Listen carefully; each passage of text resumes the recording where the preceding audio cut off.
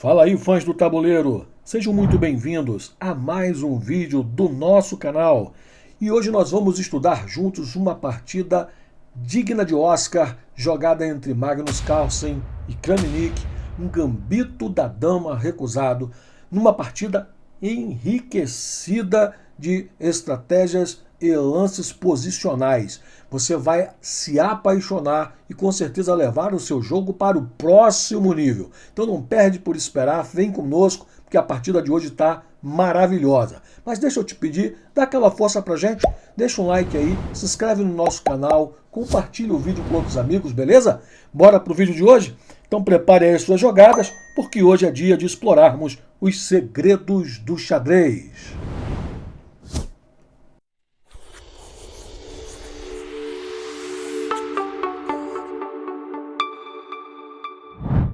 Conduzindo as brancas estava Magnus Carlsen com um rate de 2.851 na ocasião, de negras Kramnik com 2.801 de rate, e a partida começa com D4 no tabuleiro, resposta D5, e a sequência segue com C4. E6 está lá o gambito da dama recusado. Brancas continuam, cavalo C3, cavalo F6, peão toma peão, peão retoma, bispo G5, C6. Gambito da dama recusado está no tabuleiro. As damas continuam com E3 e nesse momento as pretas normalmente jogariam bispo em E7, mas Kramnik faz um lance diferente, fora, que é considerado depois por quem analisa como um deslize, um erro na sequência de lances.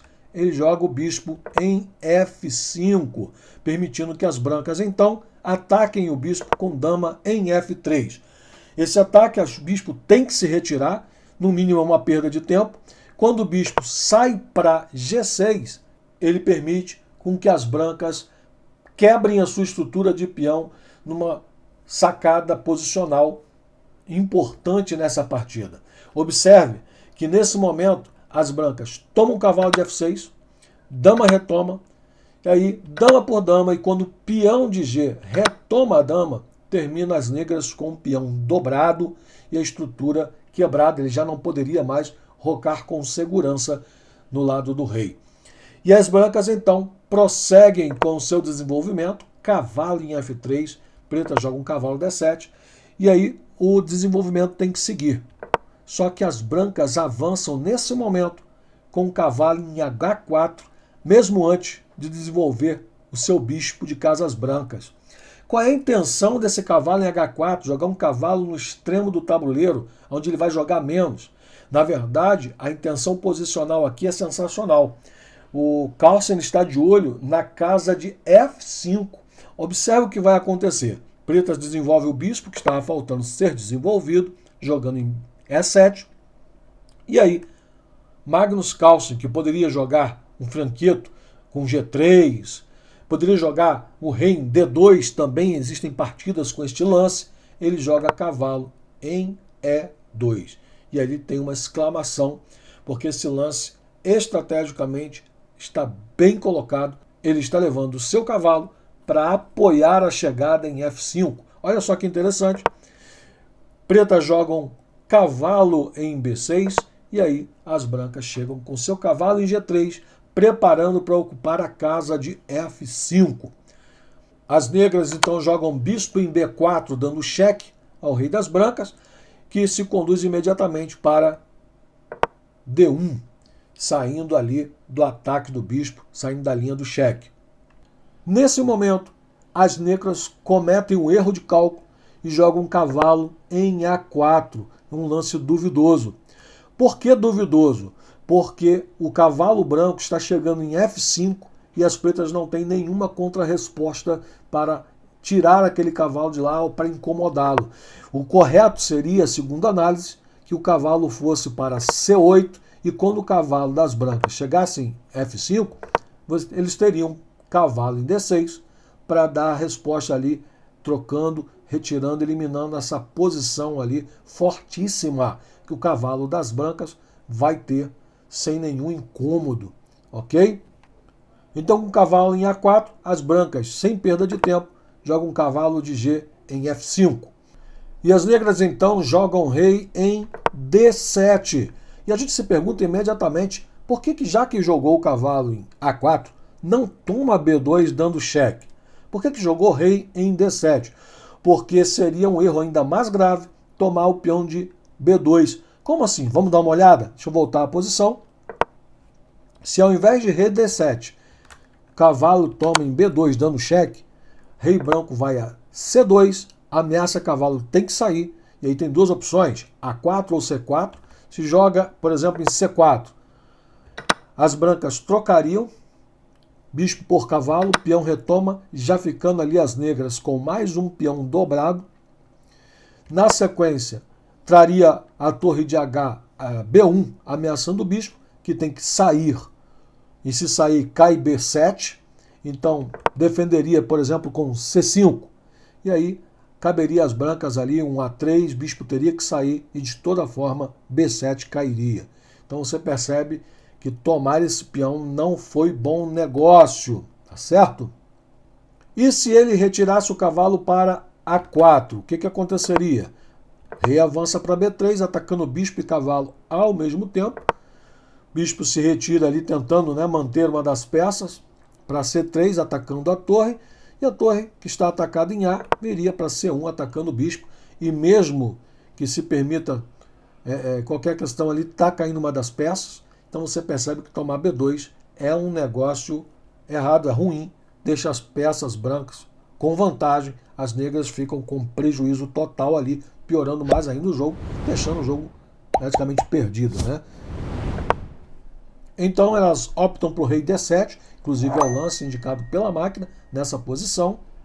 E as brancas prosseguem, com torre defendendo agora o peão de B2. Rei avança para tentar dar um apoio ali e capturar o cavalo. Se as brancas não fizerem nada, bispo toma cavalo e o cavalo retomando perde uma peça. As brancas jogam bispo em A3, dando um apoio ali ao cavalo. Nesse momento, as negras trazem a torre que está lá em H8 para a coluna semiaberta de C. E as brancas, então, jogam o rei em E2, dando um apoio ali ao bispo para que ele não fique voando no tabuleiro. É um princípio, Peça voando é um perigo, você pode acabar perdendo ela. As pretas, então, jogam bispo em F8, porque elas estão vendo que a casa de G7 está totalmente à mercê do cavalo de F5, pode entrar dando cheque, e elas estão tentando evitar e também mantendo ali uma cobertura na casa de H6.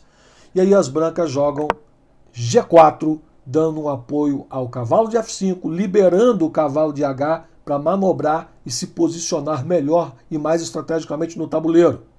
O próprio Kramnik, depois analisando a posição, ele disse que as peças brancas já estavam jogando sozinhas, e as pretas estavam subjugadas a se defenderem passivamente, sem perspectiva nenhuma de igualar, e ele comenta que nesse ponto ele já estava realmente perdido. O próprio Kramnik faz esse comentário.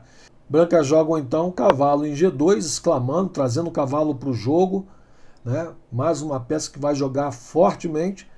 As negras tomam peão de D, e aqui nesse momento as brancas retomam com o peão de E. Com esse lance, as brancas estão controlando o cavalo negro, que não tem acesso à casa de C5, não consegue se manobrar para ali. Além da ameaça de cavalo em F4, cheque, rei tendo que sair para D7, e aí as brancas entrariam com bispo em B5, cheque, caindo o cavalo. Então, olha que sensacional esse jogo posicional das brancas. Nesse momento, as negras jogaram bispo em D6 e as brancas jogaram H4 para cima, inclusive daquele bispo que está preso ali, que tem que agora criar um respiro, uma fuga para ele, e é o que eles fazem jogando H5. As brancas respondem com cavalo em G7, cheque, rei vai para E7, e aí peão de G toma o peão de H, ameaçando o bispo, que tem que dar um jeito na sua vida, e ele retoma o bispo de D3. Rei retoma, e então rei negro vai para D7. cavalo para E3 e as peças estão só se reunindo, se agrupando para concluírem ali o ataque final. As negras sobem o cavalo para B6, mantendo ali o cavalo mais próximo do centro, defendendo o peão de D5, e as brancas jogam o cavalo em G4, mirando o peão de F que está vulnerável, sem defesa, sem o que fazer. As negras trazem a torre para H8, tentando de alguma forma, né, criar alguma ação sobre aqueles peões que estão ameaçando serem promovidos. E aí as brancas trazem a torre de H para E1, cortando, impedindo que o rei passe e não haja defesa para o peão de F. Então as negras jogam bispo em E7 e as brancas jogam cavalo F5, com 2 ataques sobre aquele bispo. Ou tira ou vai perder. Bispo recua para D8. É um lance atrás do outro de arrancar o fôlego. E aí Magnus avança o peão para H6, defendido duplamente pelos cavalos. Meu irmão, é de arrancar o fôlego essa partida. As negras trazem a torre então para C8, né, uma coluna aberta, mas não tem muito o que fazer, é uma tentativa de defender o peão de F. E as brancas avançam B3, mantendo ali o controle daquelas casas. Então a torre não consegue entrar ali, o cavalo não consegue entrar, perceba, o domínio é total. Então as negras colocam a torre em C6, apoiando ali, defendendo o peão de F. As brancas rapidamente trazem o cavalo de G para E3. Bispo, com o apoio da torre sobre o peão de F, pode agora sair de lá e se posicionar nessa diagonal. E as brancas trazem a torre de B para C1, propondo trocas, que para ela é vantajoso. As brancas conquistam o que querem, torre por torre, torre por torre. E aí o bispo vem para F4, tentando aumentar o ataque sobre o peão avançado de H6. Carlsen sobe a torre para C5, atacando duplamente aquele peão central das negras. E o rei desce em defesa imediatamente, rei E6. As brancas jogam cavalo em A7, obrigando o rei a se retirar imediatamente dali. Rei, então, vem para D6, e aí cavalo em G4. E agora? O que vai ser? As negras atacam a torre branca, a torre volta, quem volta não erra caminho, não é verdade? E aí F5 é uma atitude até meio que mostrando que não há muito o que fazer. Cavalo retoma dando cheque. Rei ameaça o cavalo em E6, e aí o cavalo retorna para G7 dando cheque. Rei tem que sair e as brancas cortam o rei com a sua torre em E2. Nesse momento, o rei sai daquela linha, vem para C6 e as brancas avançam a torre propondo troca. Torre por torre, cavalo retoma. E aí, senhores, só resta o cavalo das negras F8 para impedir o avanço do peão de H. Agora dá uma olhada no cálculo e na estratégia que Carlsen vai usar para desviar aquela peça que está defendendo. É até um tema, né, temático isso, para chegar ao seu objetivo, que é coroar aquele peão. Ele avança o cavalo para E5, dando cheque. Bispo toma cavalo, peão toma. Rei avança, atacando o cavalo de E8. Cavalo em F6, cheque. Rei, E6, ameaça ali tomar o peão. E será que ele vai tirar o peão? Ele simplesmente ignora o ataque ao peão e avança H5. O rei preto toma. E quando toma o peão de E5, as brancas conseguem o que queria, dando um cheque fantástico em D7. Ou toma, não tem o que fazer. E quando toma, foi o desvio da peça que defendia. Peão então vai para H7, está a um passo da promoção, vai virar a poderosa chefona, a dama do tabuleiro. E nesse momento, Kramnik não faz mais nada senão jogar a toalha, abandona, e as brancas levam num gambito da dama recusado de aplaudirmos de pé e aprendizados fantásticos. Um jogo posicional enriquecedor. Se este jogo, se esta análise te ajudou de alguma forma, deixa aqui o seu like, vai, colabora com a gente.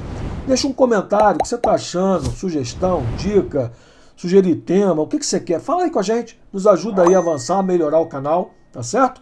Te espero no próximo vídeo e um forte abraço.